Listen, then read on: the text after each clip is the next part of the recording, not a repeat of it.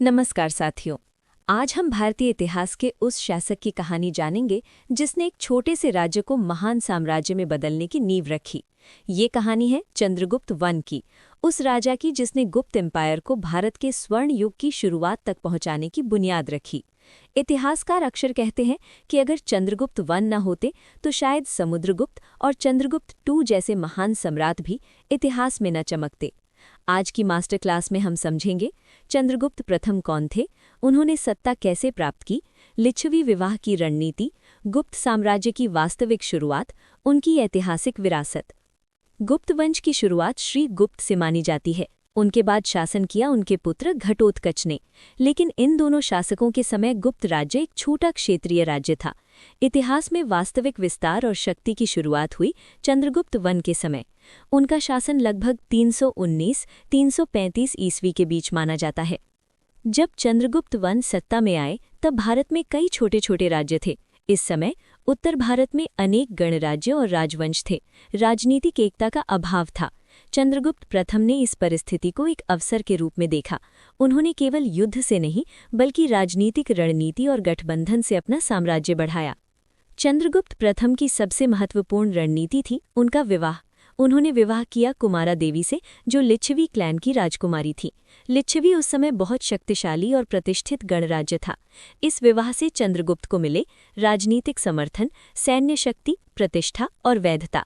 इतिहासकार इसे भारत के सबसे महत्वपूर्ण राजनीतिक विवाहों में से एक मानते हैं। चंद्रगुप्त प्रथम ने अपने शासनकाल में महाराजा धीराज की उपाधि धारण की। ये उपाधि बताती है कि वे अन्य राजाओं के राजा थे। उनका राज्य एक साम्राज्य बन चुका था। ये वही समय था जब गुप्त एरा की शुरुआत मानी जाती है, लगभग 319-320 ईस्वी में। चंद्रगुप्त प्रथम ने अपने साम्राज्य का विस्तार मुख्यतः उत्तर भारत में किया। उनके नियंत्रण में आए क्षेत्र मगध, प्रयाग, साकेत, इन क्षेत्रों ने गुप्त साम्राज्य को आर्थिक शक्ति, राजनीतिक महत्व और सामरिक नियंत्रण दिया। चंद्रगुप्त प्रथम के शासन का महत्वपूर्ण प्रमाण उनके स्वर्ण सिक्के हैं। इन सिक्कों पर चंद्रगुप्त वन और कुमारा देवी दोनों की तस्वीर दिखाई देती है।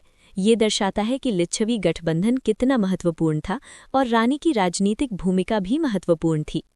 चंद्रगुप्त प्रथम ने अपने जीवनकाल में ही अपने पुत्र को उत्तराधिकारी बनाया। वे थे समुद्रगुप्त। समुद्रगुप्त बाद में बने भारत के महानतम विजेताओं में से एक, भारत का नेपोलियन।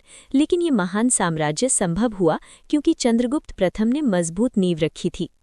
इतिहास में चंद्रगुप्त प्रथम का महत्व बहुत बड़ा है। उनकी उपलब्धियां: गुप्त साम्राज्य की वास्तविक स्थापना, लिच्छवी गठबंधन से शक्ति प्राप्त करना, उत्तर भारत में राजनीतिक एकता, स्वर्ण युग की नींव रखना। अगर हम भारत के स्वर्ण युग की बात करते हैं तो उसका श्रेय केवल महान विजेताओं को नहीं जाता। उसकी शुरुआत हुई थी एक दूरदर्शी शासक से। वे थे चंद्रगुप्त वन, जिन्होंने एक छोटे राज्य को बदल दिया भारत के महान साम्राज्य की नींव में।